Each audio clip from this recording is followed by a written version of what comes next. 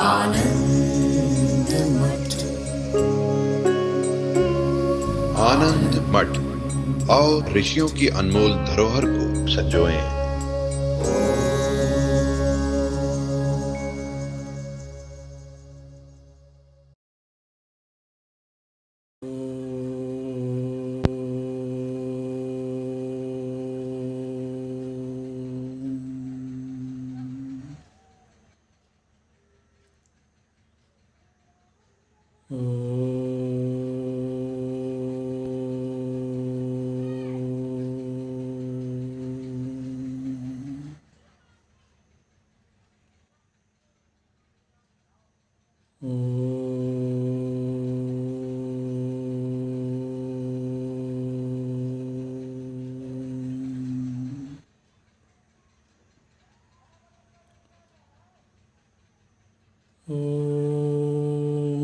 भद्रं कर्णेभिः शृणुयाम देवाः भद्रं पश्येमाक्षभिर्यजत्राः स्थिरैरङ्गैस्तुष्टुवागुंसस्तनूभिः व्यशेम देवहितं यदायुः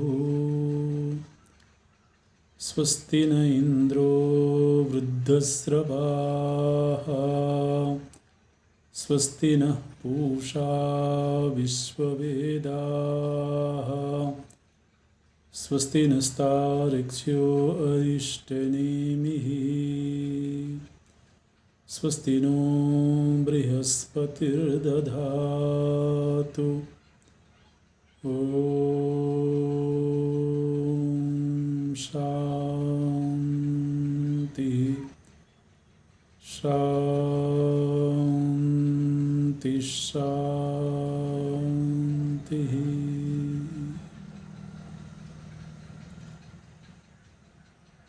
सच्चिदानन्दरूपाय विश्वोत्पत्त्यादिहेतवे तापत्रयविनाशाय श्रीकृष्णाय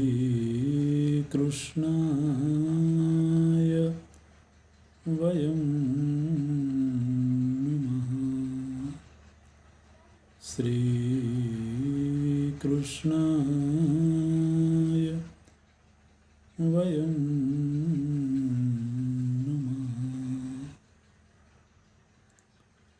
नारायणं नमस्कृत्य नरं चैव नरोत्तमं देवीं सरस्वतीं व्यासं ततो जयमुदीरयेत् ततो जयमुदीरयेत्।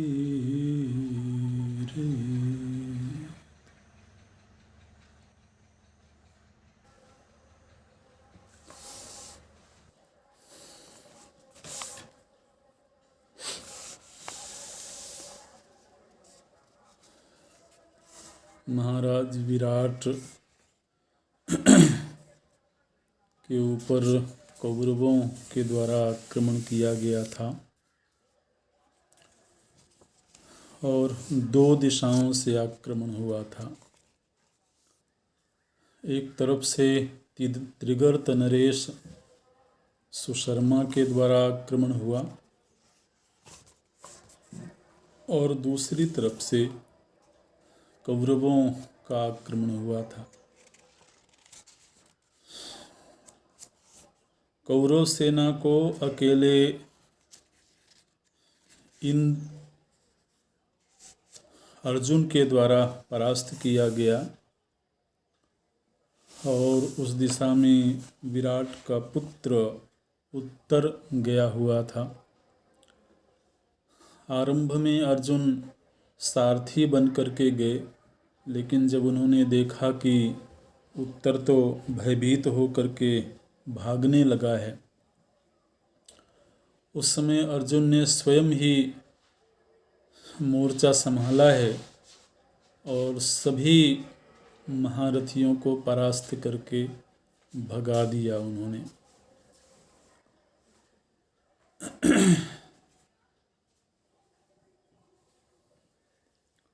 जब ये लोग वापस लौट करके आए हैं तो अर्जुन ने कह दिया था उत्तर से कि तुम अपनी ओर से हम लोगों का कोई परिचय वहाँ पर उजागर मत करना, उचित समय आने पर हम लोग स्वतः परिचय देंगे। तो जिस समय पर उत्तर वापस आया है अपने भवन में, तो चूंकि महाराज विराट को ऐसा लग रहा है कि उत्तर ने ही कौरवों को परास्त किया है, इसलिए वो उत्तर का बड़ा सत्कार करते हैं, उत्तर की प्रशंसा करते हैं और महाराज विराट बोलते हैं कि तुमने अद्भुत कार्य किया है।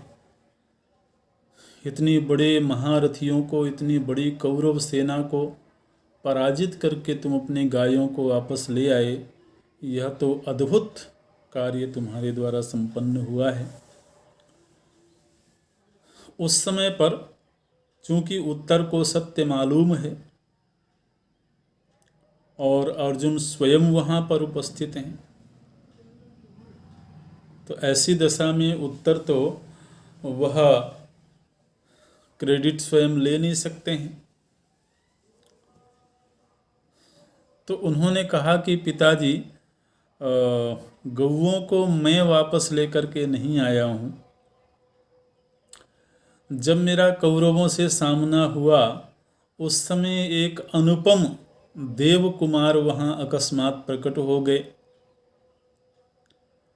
और वो जो देव कुमार थे उन्होंने ही कौरव सेना के साथ युद्ध किया और अद्भुत पराक्रम दिखाया। उन्होंने अवर्णनीय उन्होंने युद्ध कौशल दिखाया है और सभी कौरवों को पराजित करके उनको पीछे धकेल करके और हमारे गायों को उन्होंने सुरक्षित किया है। तो बहुत ही अद्भुत वो देव कुमार थे। उन्हीं की वजह से मैं भी सुरक्षित हूँ और हमारी गायें भी सुरक्षित हैं। अच्छा, तो महाराज विराट अचंभित हुए और उन्होंने कहा कि कहाँ है वो देवोपम देव कुमार, मैं भी उसका दर्शन करना चाहता हूँ। तो उत्तर ने कहा कि युद्ध संपन्न होने के बाद में वो अंतर्धान हो गए और मुझे ऐसा लगता है कि बहुत जल्दी ही वो एक बार पुनः हम लोगों को दर्शन देंगे, एक बार पुनः हमारी सभा में प्रकट होंगे, ऐसा मुझे भरोसा है। तो इस तरह से ये चर्चा संपन्न हुई है। फिर उत्तर के साथ मिलकर के अर्जुन और अन्य पांडवों ने एक योजना बनाई है कि अब चूंकि वैसे भी इन लोगों का अज्ञातवास पूरा हो चुका था, तो अपने आप को अब जग जाहिर करना भी था। तो इन लोगों ने योजना बनाई कि किस तरीके से हम लोगों को महाराज विराट के सामने प्रकट होना चाहिए। तो जिस दिन यह युद्ध संपन्न हुआ था उसके तीसरे दिन ये पांचों भाई, अभी सभा पूरी तरह से सजी भी नहीं थी, महाराज विराट सभा में आकर के बैठे भी नहीं थे। उससे पहले ही ये पांचों भाई अपने वो जो उन्होंने अपने कार्य के अनुरूप वेश धारण किए हुए थे वो सभी वेश त्याग करके और राजवेश में ये सभी भाई आए और महाराज विराट के आने से पहले ही सभा में जाकर के अलग अलग सिंहासनों पर विराजमान हो गए। महाराज युधिष्ठिर स्वयं महाराज विराट के समकक्ष जो सिंहासन था उसमें जाकर के विराजमान हुए। और फिर भीमसेन, अर्जुन, नकुल, सहदेव ये सभी उच्च आसनों में विराजमान हुए हैं। और जब महाराज विराट सभा में आए तो उन्होंने ये अनुपम दृश्य देखा और उन्होंने देखा है कि वो जो उनका कंक नाम का जो ब्राह्मण था जो उनके साथ पांसे खेलता था वो तो उनके बगल के सिंहासन में बैठा हुआ है। तो महाराज विराट ने कहा कि कंक, तुम्हें क्या हो गया है? तुम आज बन-ठन करके और मेरे सिंहासन के समकक्ष बैठे हुए हो, तुम्हारी बुद्धि तो ठीक है? परिहासेप्सया वाक्यम विराटस्य निशम्य तत् संयमानोऽर्जुनो राजन इदम वचनम अब्रवीत।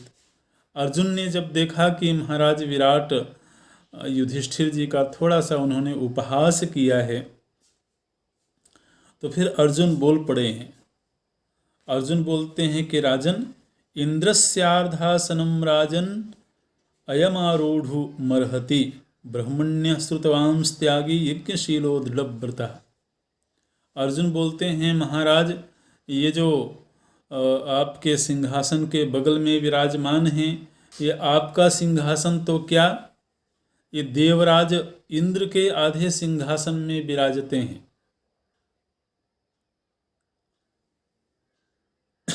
और ये कोई साधारण पुरुष नहीं है, आपने इनको अलग रूप में देखा है, लेकिन ये मूर्तिमान धर्म है। एष विग्रहवान धर्म एष वीर्यवतां वरः एष बुद्ध्याधिको लोके तपसां च परायणम।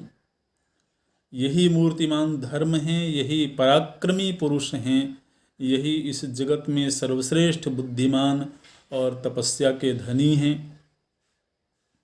और इस तरह से बड़ी महिमा का गायन करते हुए और अर्जुन ने अंततः विराट से कहा है कि महाराज विराट, अयम कुरुणाम वृषभो धर्मराजो युधिष्ठिरः। यही महाराज युधिष्ठिर हैं जो कुरुवंश शिरोमणि हैं।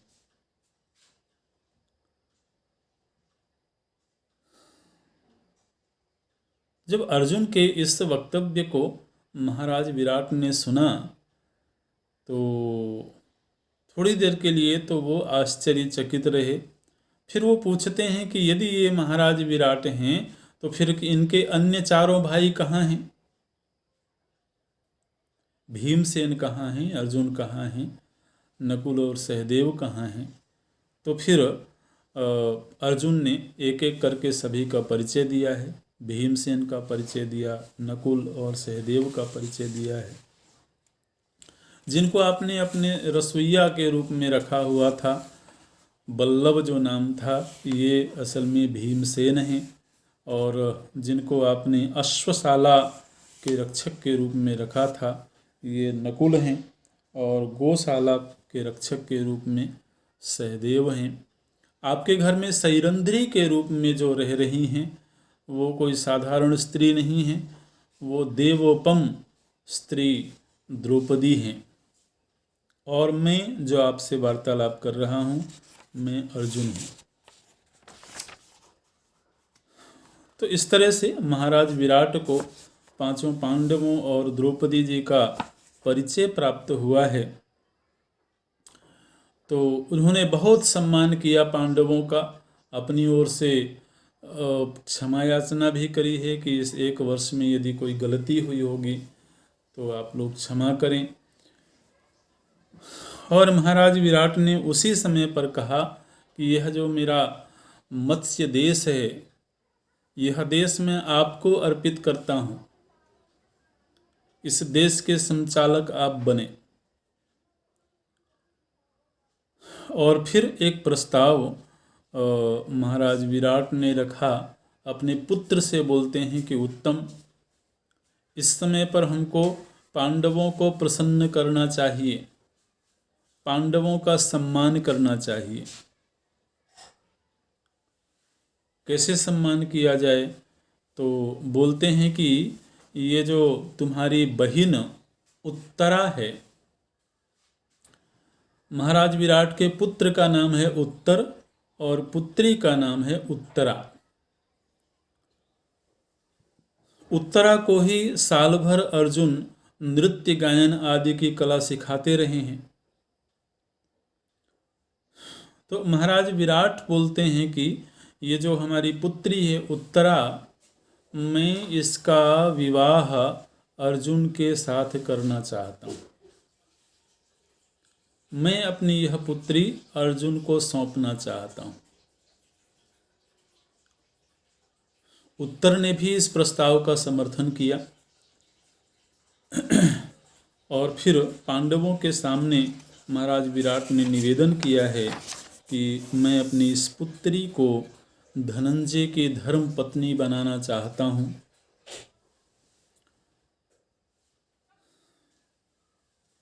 तो युधिष्ठिर जी ने अर्जुन की ओर देखा।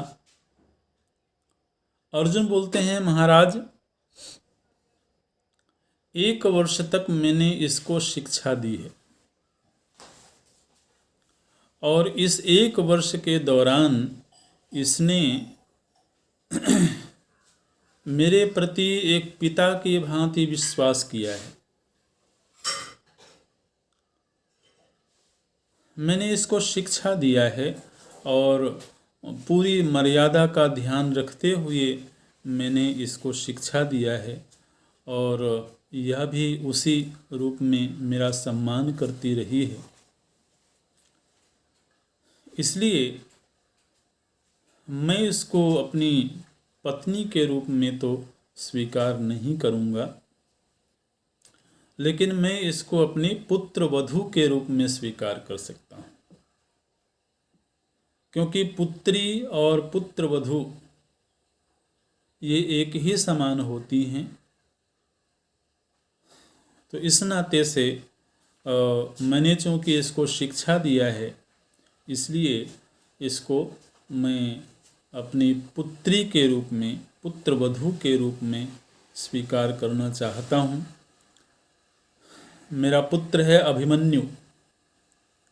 वह जो अभिमन्यु है वो भगवान कृष्ण का भांजा है और उनका वो शिष्य भी है, धनुर्धर है। तो यदि आपको ये बात स्वीकार्य हो, महाराज विराट तो सहज ही प्रसन्न हो गए, क्योंकि महाराज विराट की तुलना में कौरव वंश और ये पांडव वंश बहुत श्रेष्ठ हैं। तो उन्होंने इस प्रस्ताव को स्वीकार किया है और फिर विवाह की तिथि निर्धारित की गई है। सभी जगहों पर आमंत्रण भेजे गए हैं और उस समय पर अभिमन्यु द्वारिका में रह रहे थे भगवान कृष्ण के पास में, और सुभद्रा जी भी द्वारिका में ही रहती थी। तो द्वारिका में विशेष रूप से आमंत्रण भेजा गया है और सभी लोग आए हैं। पांडवों के लिए एक अलग से नगर निर्धारित किया गया था रहने के लिए। वो था उपप्लव। उपप्लव नाम का एक नगर था मत्स्य देश में। तो वहाँ पांडवों को आवास दिया गया था और वहीं पर भगवान कृष्ण आए हैं, अभिमन्यु आए हैं और अन्य देशों के लोग भी आए हैं और विधिवत अभिमन्यु का विवाह संपन्न हुआ है। तो महाराज विराट की पुत्री उत्तरा के साथ में अभिमन्यु का विवाह संपन्न हुआ है और बहुत सारा दहेज दिया गया है पांडवों को। और इस विवाह प्रसंग के साथ ही ये जो विराट पर्व है ये संपन्न हो जाता है।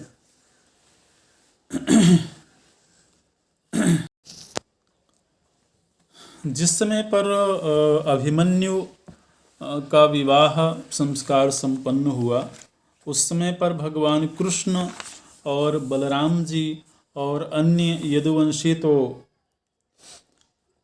उपप्लव नगर में आए ही थे, लेकिन इनके साथ में अन्य भी देशों के राजा, जैसे द्रौपदी जी के जो पिता हैं महाराज द्रुपद, वो भी आए थे, और अन्य जितने भी इनके सगे संबंधी हैं वो सब पांडवों के पास आए हुए हैं। और चूंकि अब सभी लोगों के सामने वो पहचान स्पष्ट है, तो अब आगे की रणनीति बननी चाहिए कि अब पांडवों को क्या करना है,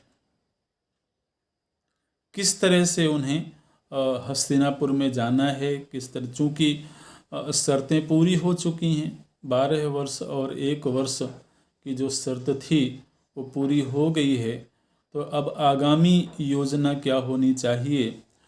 तो उसके लिए सबसे पहले स्वयं भगवान कृष्ण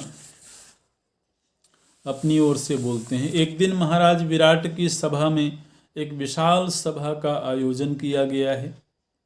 उस सभा में जितने भी आगंतुक महानुभाव थे, बड़े बड़े राजा थे, तो वो सभी उस सभा में विराजमान हुए हैं।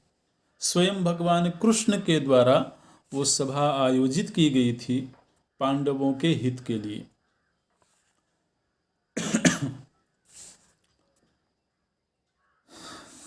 जब वह सभा बैठ गई, सभी लोग वहाँ समवेत हो गए, उस समय पर भगवान कृष्ण सबसे पहले बोलते हैं, और भगवान कृष्ण बोलते हैं कि आप सभी उपस्थित महानुभावों को मालूम है कि पांडवों के साथ कौरवों ने क्या किया। छल पूर्वक इन्होंने पांडवों को ये कष्ट दिया, 13 वर्ष वन में भटकने के लिए मजबूर किया, एकांत अपरिचित के रूप में किसी और नगर में सेवक के रूप में रहने के लिए मजबूर होना पड़ा।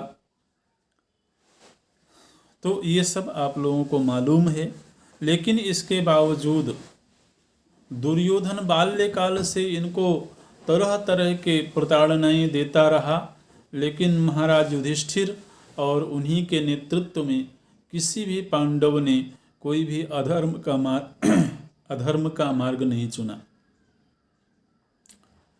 छल पूर्वक इनको वन भेज दिया गया, इंद्रप्रस्थ राज्य छीन लिया गया। ऐसा होने पर भी इन्होंने ना तो अपनी ओर से कोई क्रोध का प्रदर्शन किया, न ही कोई अन्यायपूर्ण आचरण किया। और अब कौरवों की ही बनाई हुई शर्त जब पूरी हो चुकी है, तो अब यह कौरवों का दायित्व है कि वो पांडवों को आधा राज्य सहर्ष प्रसन्नतापूर्वक सौंप दें।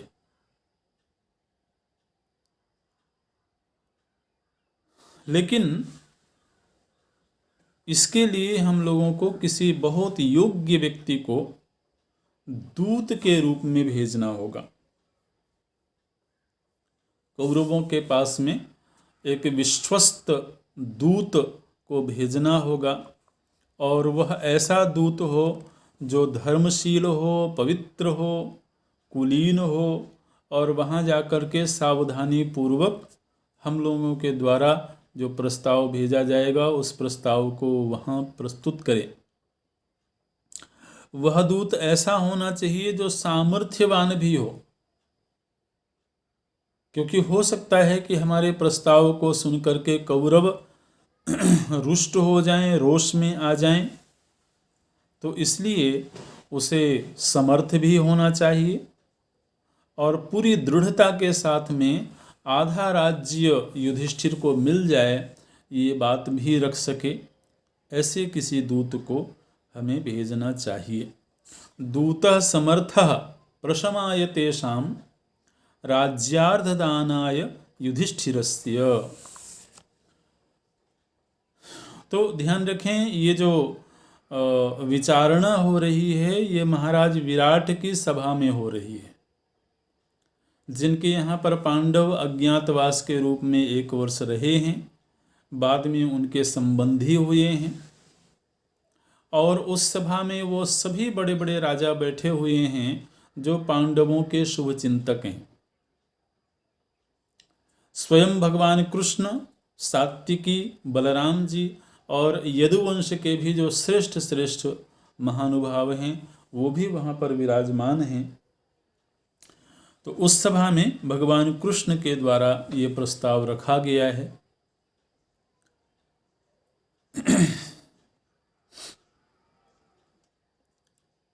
सभी ने भगवान कृष्ण के इस वक्तव्य की प्रशंसा करी और फिर भगवान के बाद में बलराम जी बोलते हैं।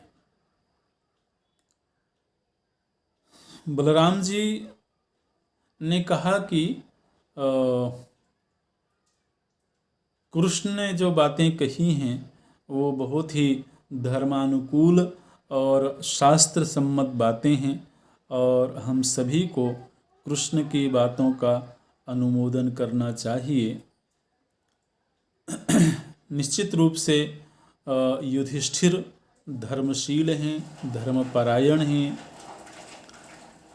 लेकिन हमको ऐसे दूत को भेजना चाहिए कौरवों के पास जो कौरवों को कुपित ना करे,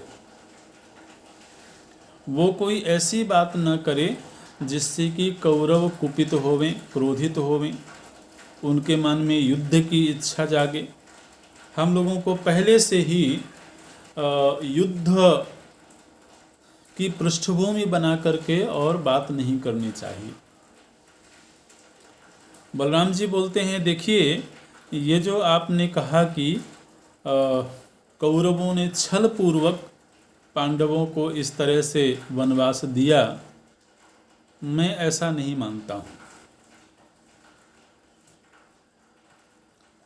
बलराम जी बोलते हैं कि महाराज युधिष्ठिर ने जानबूझ करके जुआ खेला। इनको जुआ से प्रेम था इसलिए इन्होंने जुआ खेला, और जब ये जानते थे कि इनको जुआ में महारत हासिल नहीं है और दूसरी तरफ शकुनी सर्वथा जुआ के खेल में कुशल है, उस समय पर क्या जरूरत थी कि शकुनी के साथ जुआ खेलें।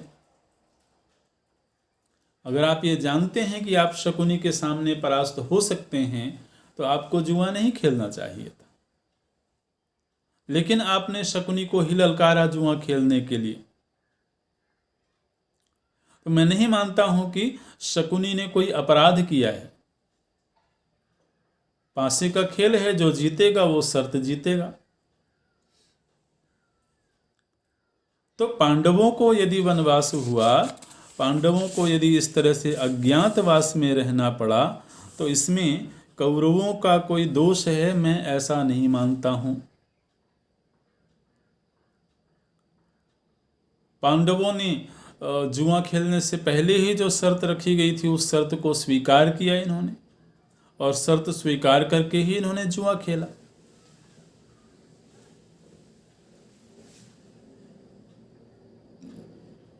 तो बलराम जी का थोड़ा सा झुकाव कौरवों के पक्ष में भी है।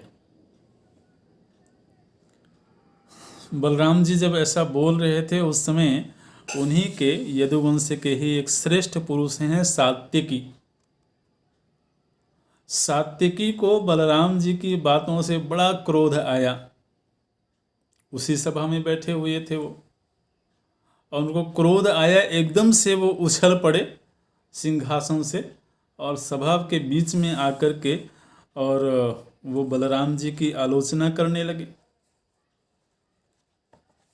बोले कि बलराम जी, व्यक्ति वही बोलता है जो उसके दिल में होता है। अगर किसी के दिल में कटुता की भावना होगी तो उसके वाणी में भी वो कटुता प्रकट होगी। यादृशा पुरुषस्यात्मा तादृशम संप्रभाषसे। पुरुष की जैसी आत्मा माने अंतःकरण होता है, वैसा ही वो बोलता है। यथा रूपो अंतरात्मा ते तथा रूपम प्रभाससे। आपके भीतर जैसे भाव हैं उसी तरह से आप बोलते हो। अन्यथा इस दुनिया में कौन व्यक्ति होगा जो ये कहेगा कि युधिष्ठिर जो हैं वो धर्मशील नहीं हैं। युधिष्ठिर को अधार्मिक कहने की कौन चेष्टा कर सकता है। तो सात्यकी ने बड़े जोर शोर से उस सभा में थोड़ा बलराम जी के प्रति बोला है और पांडवों की बड़ी प्रशंसा करी है।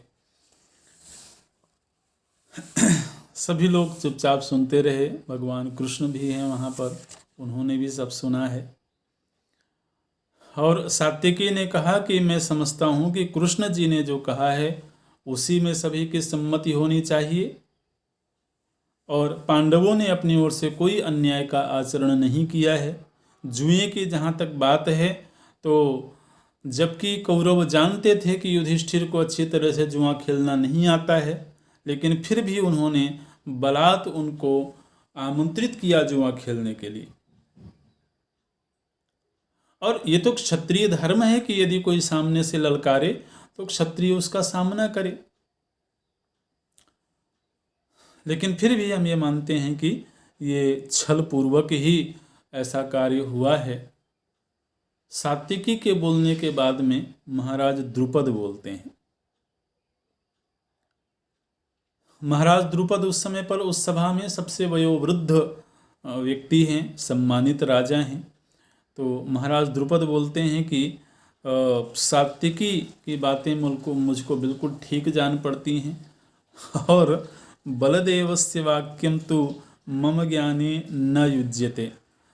बलदाऊ जी के द्वारा कही गई बातें मुझे बहुत ठीक नहीं लगती हैं। तो अब हम लोगों को क्या करना चाहिए? बोले कि एक तो जैसा कि भगवान कृष्ण ने प्रस्ताव रखा है, हमको कौरवों के पास में दूत भेजना चाहिए। लेकिन अब ये तो लगभग तय ही है कि कौरव आसानी से आधा राज्य देने को तैयार नहीं होंगे।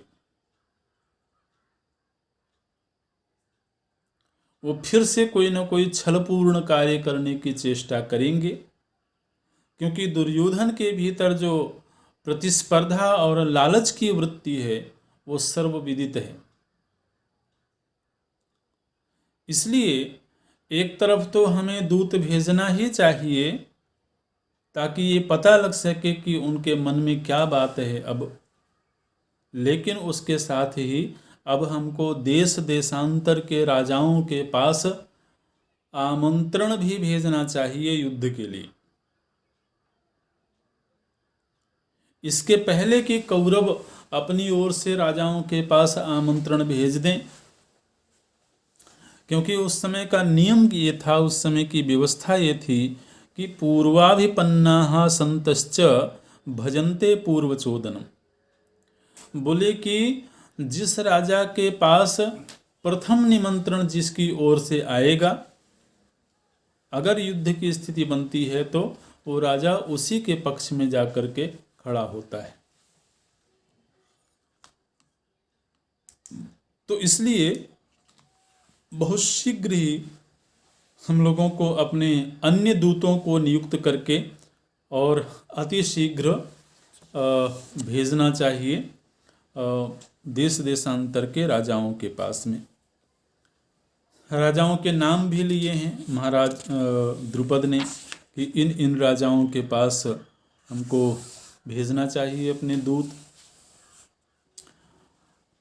और फिर ये तय हुआ कि भगवान कृष्ण ने कहा कि महाराज द्रुपद आप सर्वथा समर्थ हैं, इसलिए आप ही चयन करें कि कौरवों के पास में हमें दूत के रूप में किसे भेजना है।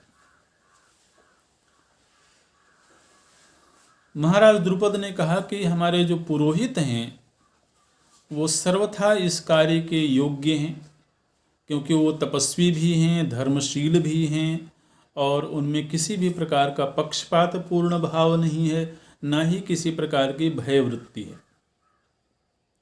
इसलिए सर्वप्रथम हमें अपने पुरोहितों को दूत के रूप में भेजना चाहिए।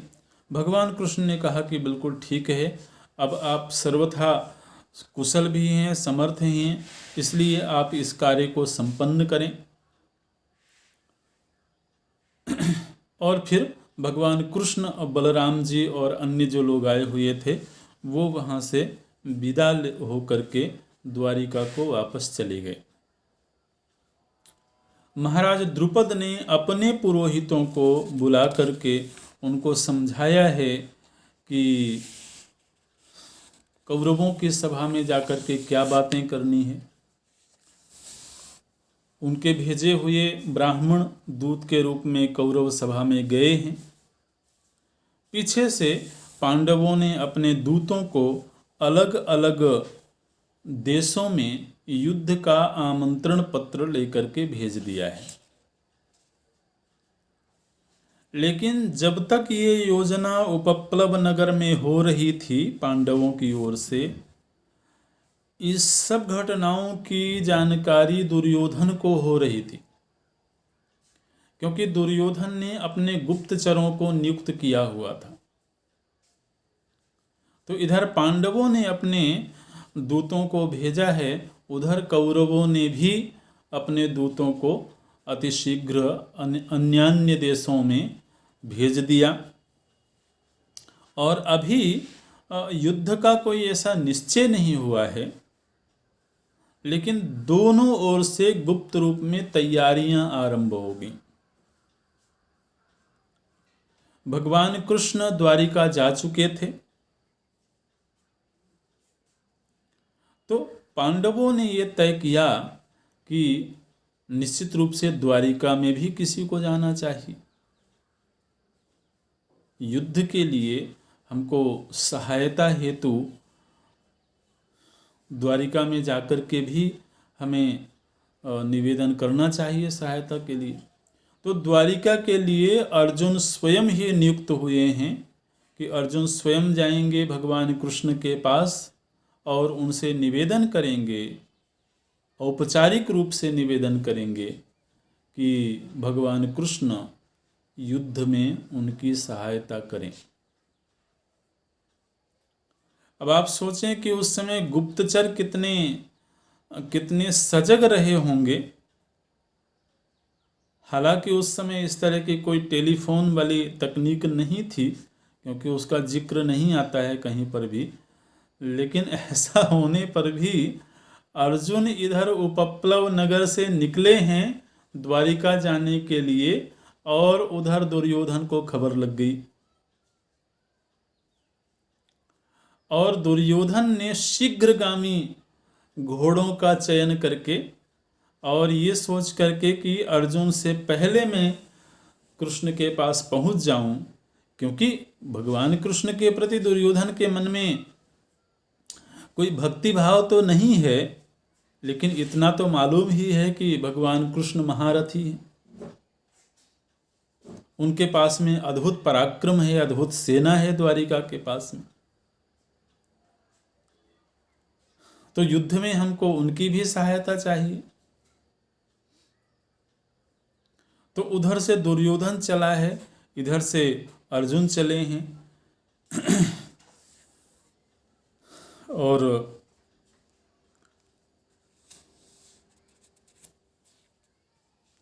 ये दोनों लोग जब नगर में पहुंचे हैं तो इनको पता लगा कि भगवान कृष्ण शयन कर रहे हैं। दुर्योधन सबसे पहले भगवान कृष्ण के शयन कक्ष में पहुंचा है और भगवान कृष्ण के उस शयन कक्ष में उनके सिंहासन की ओर वो उनके पलंग के सिरहाने की ओर एक बड़ा सिंहासन रखा हुआ था। भगवान कृष्ण जहाँ शयन कर रहे थे उनके सिरहाने की ओर एक आसन रखा हुआ है, ऊंचा आसन रखा हुआ है। तो दुर्योधन जा करके उस आसन में बैठ गया।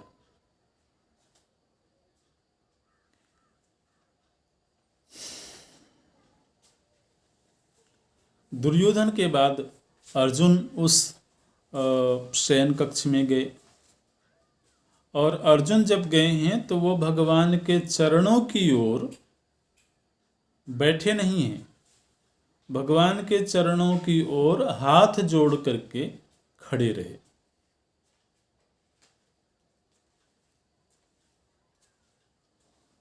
प्रभु जी जब नींद से जागे तो अब स्वाभाविक है, व्यक्ति सोया हुआ जब आंख खुलती है तो सबसे पहले चरणों की ओर यदि कोई चीज़ है तो उधर ही नजर जाती है। तो भगवान कृष्ण की नज़र सबसे पहले अर्जुन के ऊपर पड़ी है, और फिर उठ कर के बैठ गए तो दुर्योधन को भी देखा है भगवान कृष्ण ने, और दोनों का प्रभु जी ने सत्कार किया है, और दोनों से प्रभु जी ने पूछा है कि आप लोग किस प्रयोजन से आए हैं। तो अर्जुन के पहले ही दुर्योधन बोलता है कि कृष्ण, युद्ध की परिस्थिति बन रही है, और यदि युद्ध होता है तो मैंने उचित समझा कि पहले ही मैं आपसे निवेदन करूं कि आप हमारे पक्ष में शामिल हों। तो इसलिए मैं युद्ध में अपने पक्ष की ओर से लड़ने के लिए आपको आमंत्रित करने के लिए आया हूं।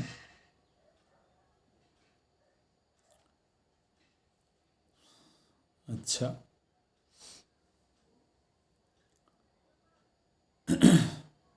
अर्जुन ने भी लगभग यही बात कही।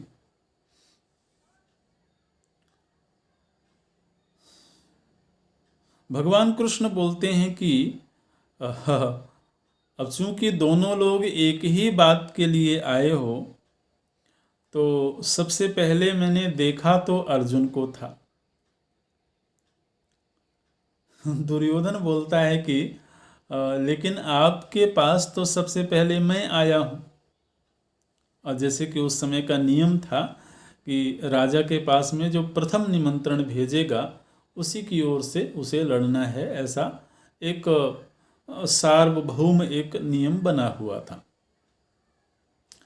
तो दुर्योधन ने कहा कि सबसे पहले तो मैं आपके पास में आया हूँ।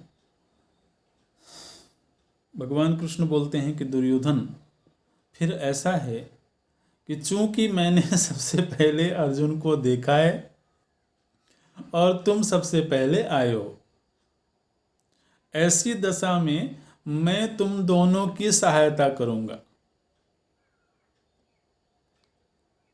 अच्छा, और तुम दोनों की सहायता किस तरह से करूंगा? तो बोले कि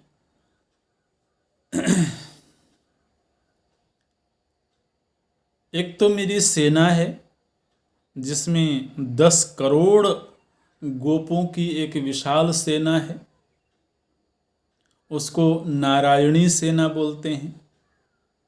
तो एक पक्ष में मेरी सेना लड़ेगी और दूसरे पक्ष में न्यस्त शस्त्रोहम एकतः, मैं अकेला जाऊंगा और उसमें भी बिना शस्त्र धारण किए।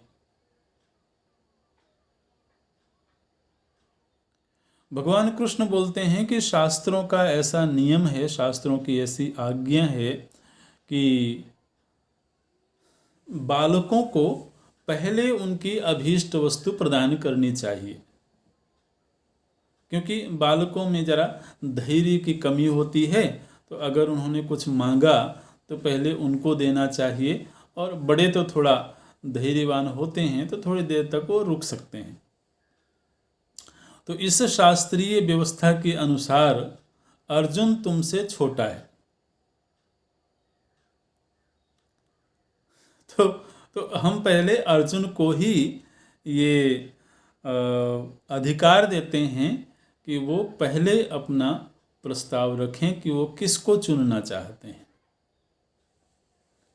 मैंने ये कह दिया कि एक तरफ मेरी नारायणी सेना होगी और दूसरी तरफ मैं अकेला ही जाऊंगा, और वो भी बिना शस्त्र धारण किए। और अर्जुन को हम पहले अधिकार देते हैं चुनने के लिए। अर्जुन से पूछा है प्रभु जी ने कि तुम क्या लेना चाहते हो।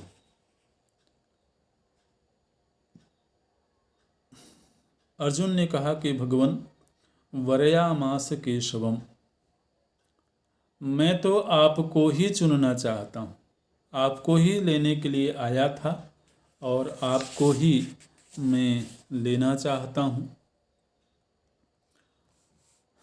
तो ये निश्चय हो गया कि यदि अर्जुन के पक्ष में भगवान कृष्ण होंगे तो दुर्योधन के पक्ष में भगवान की नारायणी सेना होगी। तो दुर्योधन ने कहा कि फिर ठीक है, आपकी जो सेना है वो मेरे पक्ष में रहेगी। और भीतर ही भीतर वो थोड़ा प्रसन्न भी हुआ कि अच्छा ही हुआ, अब कृष्ण निहत्थे होंगे और अकेले रहेंगे भी तो क्या करेंगे। तो भीतर भीतर प्रसन्न होते हुए दुर्योधन ने इस बात को स्वीकार कर लिया है। अच्छा, फिर दुर्योधन भगवान कृष्ण से मिल करके और सीधे बलराम जी के पास गया। किसी समय पर दुर्योधन ने बलराम जी से गदा युद्ध की शिक्षा ली थी। इस नाते से दुर्योधन के प्रति बलराम जी के मन में थोड़ा आत्मीयता का भाव था।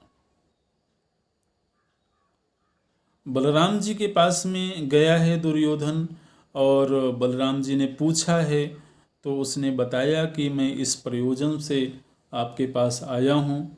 कृष्ण जी के पास में भी गए थे और वहाँ निर्णय हो चुका है और अब मैं आपके पास आया हूँ, आपसे मैं चाहता हूँ कि आप हमारे पक्ष में युद्ध करें। बलराम जी ने कहा कि दुर्योधन, जिस समय महाराज विराट की सभा में ये तय हो रहा था कि क्या करना चाहिए, उस समय मैंने तुम्हारे पक्ष में बातें करी थी, लेकिन चाहे कुछ भी हो मैं कृष्ण को नहीं छोड़ सकता। बलराम जी बोलते हैं, न च अहम उत्सहे कृष्णम बिना स्थातुमपि क्षणम, मैं कृष्ण के बिना तो एक क्षण भी नहीं रह सकता हूं। और तुम अच्छी तरह से जानते हो कि कृष्ण की आत्मीयता पांडवों के पक्ष में है, और ये भी जानते हो कि मेरी आत्मीयता तुम्हारे प्रति है। तो ऐसी स्थिति में मैंने ये निर्णय किया है कि मैं किसी के पक्ष से युद्ध नहीं करूंगा। ये बलराम जी ने निर्णय दिया। नाहम सहायः पार्थस्य नापि दुर्योधनस्य वै इति में निश्चिता बुद्धि वासुदेवम अवेक्ष्य। वासुदेव को ध्यान में रखते हुए मैं ये निर्णय कर रहा हूँ कि ना तो मैं युधिष्ठिर के पक्ष से युद्ध करूँगा और न ही दुर्योधन के पक्ष से युद्ध करूँगा। तो फिर दुर्योधन उनसे विदा लेकर के और वापस हस्तिनापुर को चला गया। दुर्योधन के जाने के बाद भगवान कृष्ण अर्जुन से पूछते हैं, भगवान कृष्ण पूछते हैं, अर्जुन अयुध्यमानः काम बुद्धिम आस्था याहम वृतस्त्वया, जब तुम्हें यह बात मालूम है कि मैं युद्ध नहीं करूंगा, फिर भी तुमने मेरा चुनाव क्यों किया?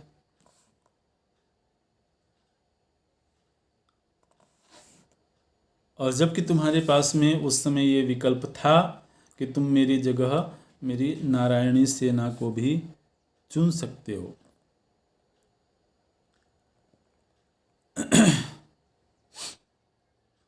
तो अर्जुन बोलते हैं कि भगवान, मैं यह बात जानता हूँ कि आप बिना युद्ध किए समूची सृष्टि का संहार करने में समर्थ हैं,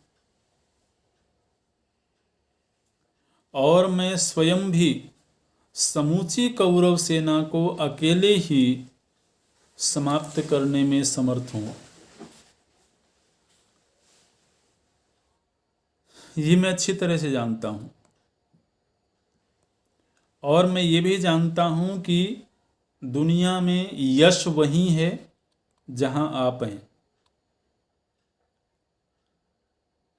यश आपके पीछे होता है, आपके साथ चलता है, और मुझे भी यश की कामना है, विजय की कामना है। और मैंने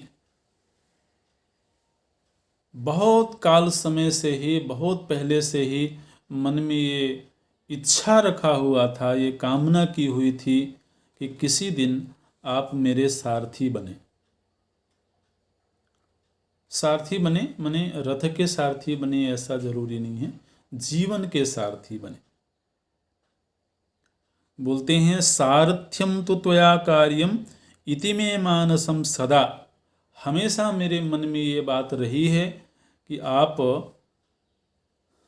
मेरे जीवन के सारथी बने, और आज जब मुझको ये अवसर मिला चुनने का, तो उस समय में आपके अलावा और किसी को कैसे चुन सकता था।